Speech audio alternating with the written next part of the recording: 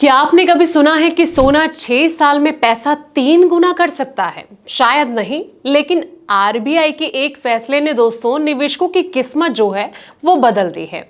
Gold bond की ताजा redemption price ने सबको चौंका दिया है। बिना किसी रिस्क के, बिना किसी मेकिंग चार्जेस के निवेशकों को मिला है ऐसा रिटर्न जिसने शेयर बाजार को भी पीछे छोड़ दिया है।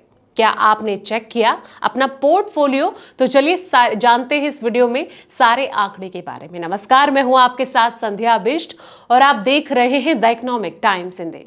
दोस्तों, भारतीय रिजर्व बैंक यानी कि आरबीआई ने सॉवरेन गोल्ड बॉन्ड एसजीबी 2020 से लेकर 21 सीरीज 1 के लिए समय से पहले रिडेम्पशन की कीमत की घोषणा की। ये जो बॉन्ड है 28 अप्रैल 2020 को जारी किया गया था और आरबीआई के अनुसार एसजीबी सीरीज का समय से पहले रिडेम्पशन गोल्ड बॉन्ड जारी होने की तारीख से 5 साल के बाद, विशेष रूप से उस तारीख को जबकि ब्याज का भुगतान किया जाता है, करने की अनुमति होगी।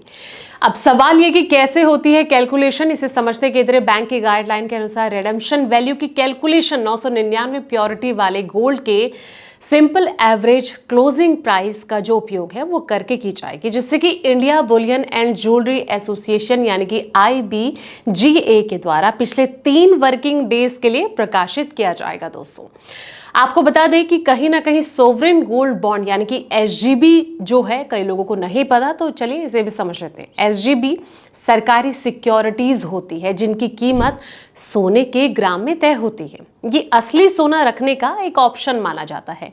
निवेशकों को जारी कीमत कैश में चुकानी होती है और कहीं ना कहीं मैच्योरिटी पर बॉन्ड का जो रिडेम्पशन है वो भी कैश में ही होता है। दोस्तों, गोल्ड बॉन्ड भारत सरकार की ओर से आरबीआई द्वारा जारी किया जाता है और ऐसे में अब कई लोगों के मन में ये सवाल आ जाता है कि कितना खरीद सकते हैं एसजीबी। तो एसजीबी में किसी ग्राहक के लिए कम से कम निवेश 1 ग्राम है। व्यक्तिगत और एचयूएफ निवेशक कैटेगरी के लिए खरीदने की ज्यादा से ज्यादा जो सीमा है वो 4000 ग्राम यानी कि 4 किलो है और ट्रस्ट और सरकार के द्वारा नोटिफाइड इसी तरह की अन्य संस्थाओं के लिए ये जो सीमा है प्रति वित्त वर्ष 20,000 ग्राम है, यानी कि किसी भी कैलेंडर ईयर के अप्रैल के पहले दिन से अगले कैलेंडर साल के मार्च के आखिरी दिन तक, या फिर जैसा कि जीओआई, आरबीआई, INEIL के द्वारा समय समय पर बताया जाता है।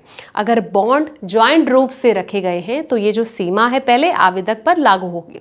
सालाना सीमा में सरकार के द्वारा शुरुआती जारी करने के दौरान अलग अलग किश्तों में खरीदे गए जो बॉन्ड है, साथ ही सेकेंडरी मार्केट से खरीदे गए बॉन्ड भी शामिल होंगे। तो अब सवाल ये आता है कि एसजीबी पर ब्याज दर क्या है? तो ये जो बॉन्ड है शुरुआती निवेश की रकम पर 2.5% यानी कि फिक्स्ड रेट प्रति ईयर की दर से ब्याज देते हैं। ब्याज निवेशक के बैंक जो अकाउंट में हर 6 महीने में जमा किया जाता है और आखिरी ब्याज बॉन्ड के मैच्योर होने पर मूलधन के साथ दिया जाता है। और कहीं ना कहीं एसजीबी ग्राहकों को होर्डिंग का जो सर्टिफिकेट है वो कब जारी किया जाता है, ये भी कई लोग कंफ्यूज होते हैं कि आखिर इसका प्रोसेस क्या है। तो एसजीबी ग्राहकों को एसजीबी जारी होने की जो तारीख है इस पर होर्डिंग का सर्टिफिकेट जारी किया जाता है। होर्डिंग का जो सर्टिफिकेट है वो जारी करने वाले बैंक, SHCIL दफ्तर और डाकघरों, चुने गए स्टॉक जो है एक्सचेंज एजेंट से लिया जा सकता है, या फिर अगर आवेदन फॉर्म से ईमेल एड्रेस दिया गया है तो सीधे आरबीआई से ईमेल पर भी पाया जा सकता है। तो जिस तरीके से इस बॉन्ड ने निवेशकों की चांदी करके रख दी है, ऐसे में ये देखना होगा कि आने वाले वक्त में और कितना मुनाफा ये निवेशकों को करवाते हैं।